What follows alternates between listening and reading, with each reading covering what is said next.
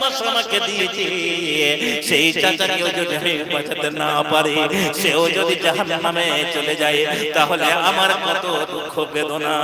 এবারে নবীজি চাচা আবু তালেবকে বলছেন, চাচা মরার সময়তে 2-3 মিনিটের ভিতরে আবু তালেবের জান কবজ হয়ে যাবে।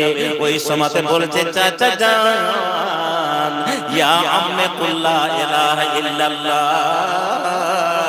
চাচা জান, আপনি মেহেরবানি করে একবার মুখ দিয়ে লা ইলাহা ইল্লাল্লাহ পড়লেন। মরার সময়তে যদি লা ইলাহা ইল্লাল্লাহ ঈমান নিয়ে আসলে কাজ দেবে না।